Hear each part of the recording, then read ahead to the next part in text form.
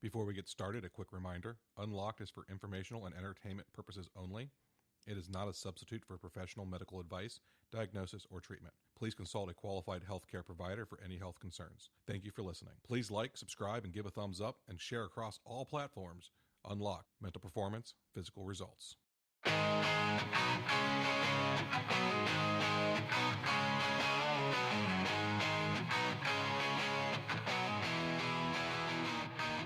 Welcome back to Unlock Mental Performance, Physical Results.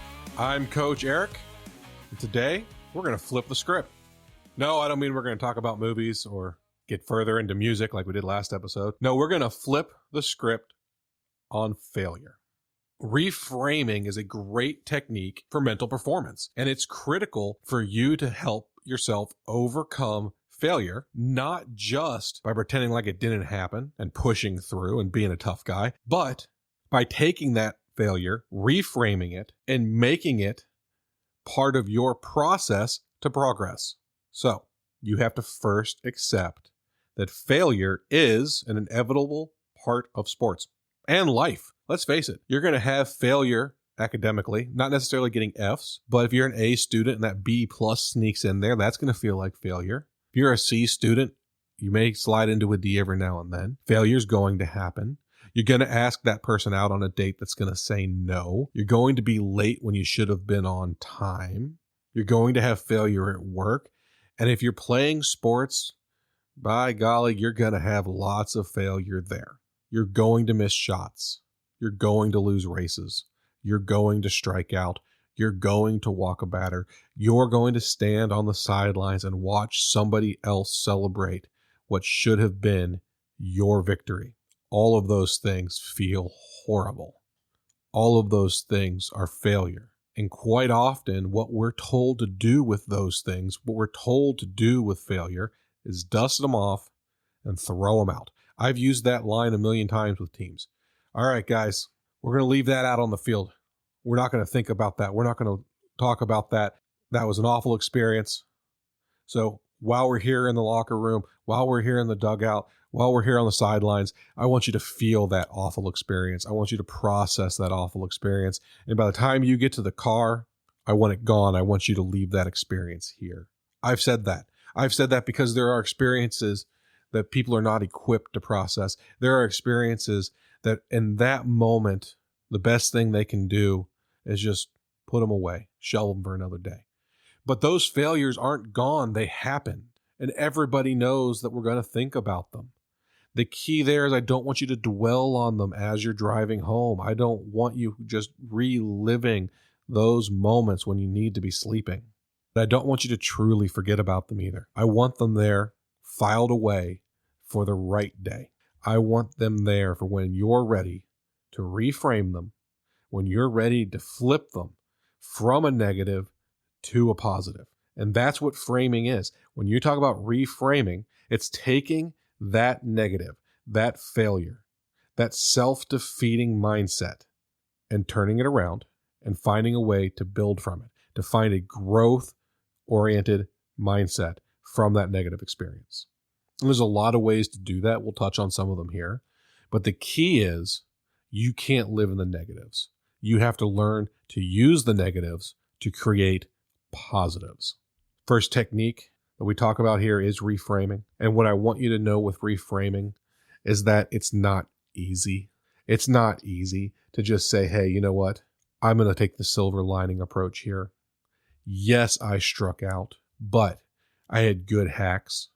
I made contact. I'm in a better position to get a hit next time. Yes, I got set on my own serve, but I'm prepared. I've got a good forehand. I'm going to be able to take her serves and put them back over the net and crash hard, catch her off guard, be aggressive, and get some points that way. Yes, I didn't hit my max lifts today. I didn't get a good night's sleep last night. I haven't fueled properly. I now know what I have to do so that next time I'm in a better place to hit my maxes. It sounds easy to just look at the bright side. It's not. It's going to take practice because you're going to have that voice nagging at you saying, well, but, I mean, you still sucked. Yeah, true. But You can take that negative, accept the failure point as a data point, and then look at what led to that failure as additional data points. Take the emotional part out of that and say, hey, X, Y, and Z happened. And if I do 1, 2, and 3, I can get a better result. So next time I'm going to be more successful because I was less successful this time. The other thing you can do, or another thing you can do, hey, look, there was a slight failure point there. I need to pay better attention to my notes when I am talking on the microphone. How about reflective questioning? Okay, techniques. What am I talking about here? Well, question everything. And I don't mean, hey, coach, why aren't you putting me in? What I mean is to get those data points, you have to ask the right questions. You need to have reflective questioning built into your post-game process.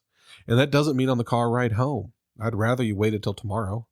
You know the old 24-hour rule before you're allowed to talk to coach about something emotional that happened in a game? Well, you should apply that to yourself. Take a breath, relax, get some good quality sleep, and then when you're ready to take that negative and make it a positive, start asking yourself the right questions. What went wrong? I mean, that's the most obvious question, right? How did I lose? Not only are you going to look at individual moments in the game, but also in what led up to the game. Were you properly rested? Were you properly hydrated? Were you properly fed? Were you focused on the game, or were you focused on the upcoming dance? Were you focused on the game, or were you feeling a little sick? What went wrong on the field of play, but also what went wrong leading up to the field of play? Was the strategy bad? Look, as an athlete, you are told repeatedly, you can't judge what the coach did because the coach is the authority figure. You just have to execute it and win with what the coach wants you to do. However, once you take that emotion out of it and you're no longer actively questioning the coach to the coach, you're well within your right to question the strategy.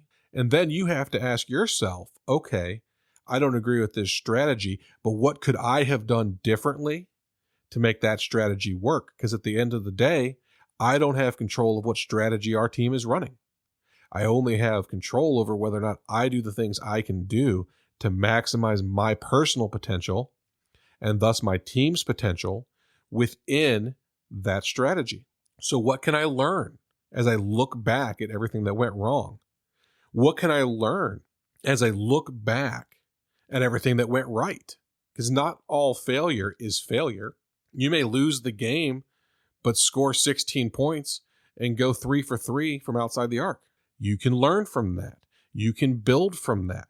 And you can identify things that you can do differently next time.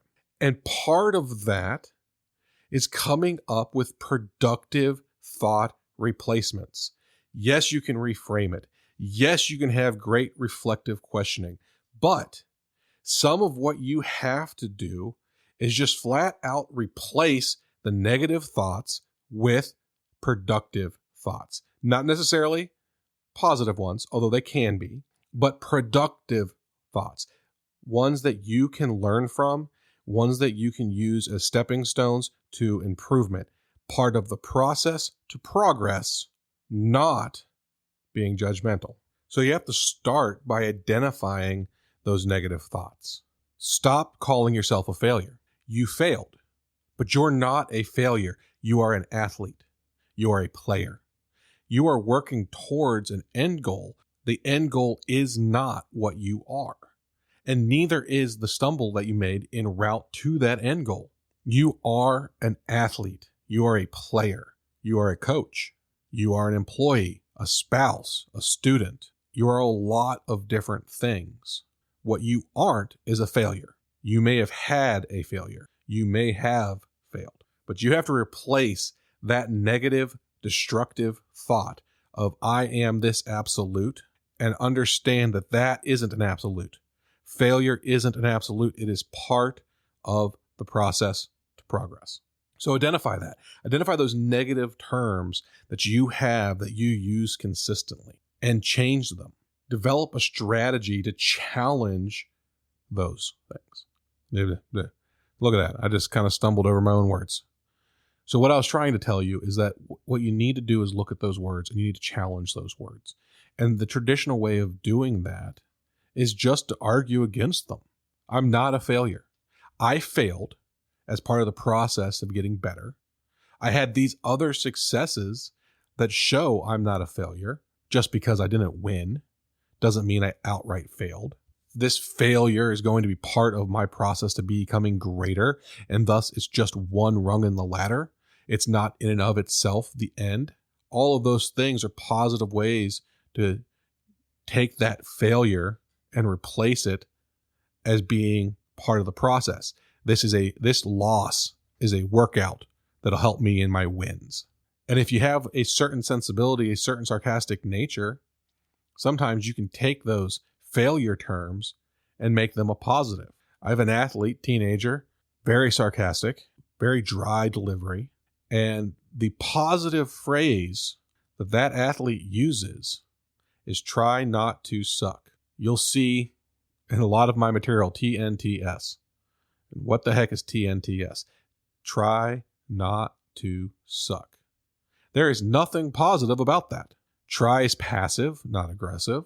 Not to, you're asking them not to do something. It's much easier to train to do something than to train to not do something. And suck is definitely not something anybody wants to do.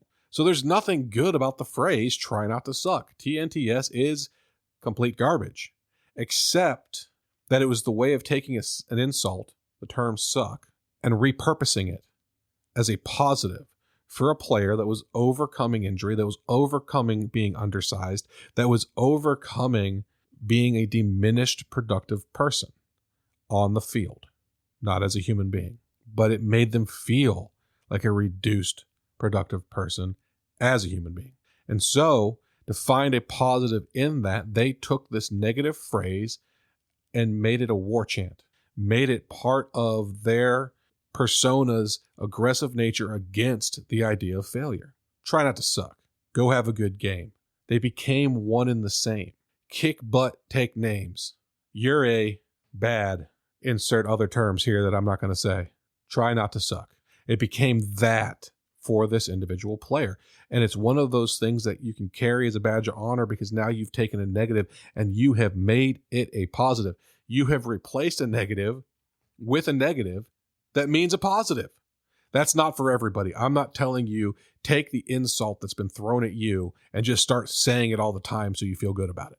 That's not everybody's bag. But if it's yours, don't be afraid of it either, because it's not for anybody else. It's for you. So let's tell a story. I like stories, so we can apply some of this. Imagine yourself as a baseball player. I know you might be a different kind of athlete, but come on, stay with me here. Baseball player, softball player, ball and bat sport, cricket, but I don't know the rules. So you're a baseball player and you're getting ready to bat, and you have had a rough day. You've already struck out. You don't have any confidence. Maybe you're in the middle of a slump. You've had a rough go of it, and you can feel your coach's eyes just bearing down on you. I mean, they're burning a hole on you. You've got 1 foot on the box, 1 foot out. You're looking over at the coach. It's a 3-2 count. You know it's down to this pitch, and he's giving you that look. He's not even giving you signs. And your first thought is, man, I'm going to strike out again. And you can focus on that. You can focus on that strikeout that you had a couple innings ago, and you can let that eat at you. You can put your other foot back in the box, and you can kind of look at the pitcher, but you're not focused. I mean, you're sitting there telling yourself, that pitcher's got great stuff. He smoked me. Man, I know my teammates are in the dugout going, dude, he cannot hit a beach ball right now. They're talking smack. You can feel it. Of course, they might not be. They actually might be in the dugout going, man, I hope he gets this one. He really deserves it. He's been working hard. But you don't know what they're saying. But in your head, you've gone to a negative place. So what you're hearing from those murmurs isn't, you got this. It's, you got this. And there's a very different context there, right? So you can be standing there, 3-2 count, 1 pitch left, and you can be just completely enveloped in all of this negativity. And that's not going to increase your probability of hitting that next pitch. We all know you've only got a 1 in 4 chance of hitting a 3-2 count. That's just math. But if you acknowledge that and accept that and embrace that and live in that negative concept, you've got a 0% chance. Let's face it. You know as well as I do, it's only the broken clock being right twice a day that has any shot at you actually touching a pitch, let alone getting a hit, if that's where your mind's at. But if you're standing there 1 foot in the box and you're looking at your coach and his eyes are burning through you and he's not even bothering to give you signs because you're having a bad day, and let's face it, this guy's got good stuff, and you start to remember your ABCs and you look out there and you act like you do when you hit well. You've got your shoulders back, your chest up. You're digging that foot into the box. Even on turf, you can still do that. It makes you feel good. You take your breath, your one good breath, because you're breathing deep. You're breathing calm. That's what you do when you hit well. And you're committed to this pitch. Nothing else matters. You are committed to this pitch. You flipped the script. You're not focusing on the negative. You're not worried about that previous attempt. In fact, you're glad for that previous attempt because you're sitting here with a 3-2 count and you know what that pitcher already did to beat you. You've seen his stuff. That failure last inning is going to be your success this inning. It's a building block. You can identify his fastball. You know what his curveball looks like. You're going to see that ball coming out of his hands and you're going to know that you know how to hit it. And you're going to focus on what you can control because that's going to give you a greater sense of purpose. It's going to give you the best chance at success. You can't control your coach, so you're not going to worry about that. You can't control your teammates. Don't make assumptions about what they're doing. You can't control the pitch he's going to throw. All you can do is take that good breath, focus on the release point, and trust that you know what it is the moment it comes out. And you can't trust the umpire behind you to call the right thing, whether it's a ball, whether it's a strike. You can't trust he's going to do the right thing back there. The only thing you can do, the only thing that you can control is how you respond to this pitch. Now, if the umpire calls strike 3 and you're out, now you've got to control how you react to that because you can't change it. Ball or strike, you could be right or wrong. You can't change it. You don't have control of the umpire. But if you stay focused on the release point, if you stay focused on your approach, that good breath, that shoulders back, that acting tall, and you're willing to take a swing, and I mean take a swing, risk of failure, whether we're talking baseball, softball, golf, which are sports that involve a swing, or we're talking about just getting out of the blocks fast and track. That's still taking a swing in the sense of taking a chance, risking failure to get success. If you focus on your controllables and you dig into the box and you take your good breath and you use the information you got from that negative experience to prepare you for this positive experience, well, it's going to be the best swing of your day. Forget one good breath. It's one good swing and crack. That's supposed to be the sound of the ball hitting the bat because we just had success. That's right. We took failure. We reframed it. We used it. We built on it. We found a positive. We acted positive. And we got a positive result. And we did it while talking about baseball, which makes me happy. I love talking about your sport too, whatever it is. The truth of the matter is I'm a junkie. We've all got it. Whatever it is, that addiction, that thing we love to do. I love to talk about your sports. So hit me up. Let me know how you're feeling. Let me know what you want to hear about, what you want to talk about. Let me know, have you figured out how to act big, how to breathe big, and how to have a big commitment to what you're doing? If you haven't, let's figure out a way to help get you there. Because there's nothing negative about flipping a negative into a positive and using that to make you a better athlete. I'm Coach Eric. This has been Unlock Mental Performance, Physical Results. Keep grinning, keep grinding.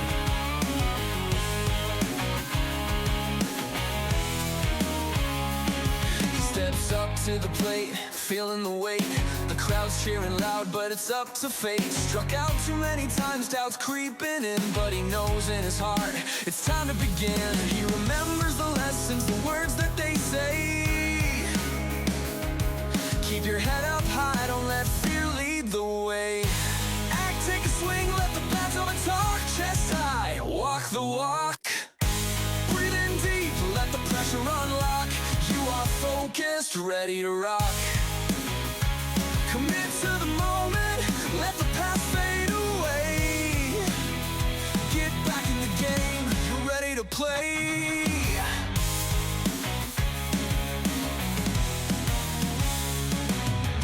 sun shining bright, he's feeling the heat. With every deep breath, he's back on his feet, visualizing success. He's got a new plan with the tools from Play Big. He's a brand new man. He knows it's a journey, not just a quick fix. With patience and practice, he'll find his own mix. Act, take a swing, let the back of the talk. Chest high, walk the walk. Breathe in deep, let the pressure unlock. You are focused, ready to rock. Commit to the moment, let the past fade away. Get back in the game, ready to play.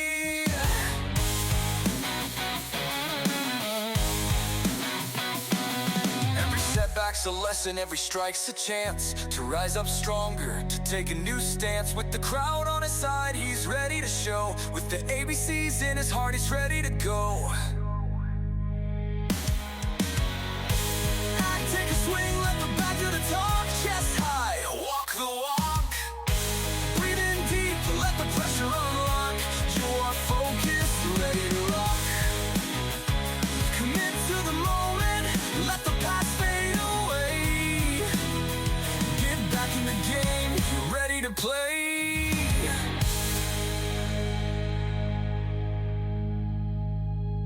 So here's to the slumps, the struggles we face. With courage and commitment, we'll find our own place. Every new inning is a chance to rise. Chase the champion spirit to the skies. Every new inning is a chance to rise. Here's to the slumps, here's to the struggle. We've got the tools, so here's to the work. Take a breath, you've got this. Go play, play big.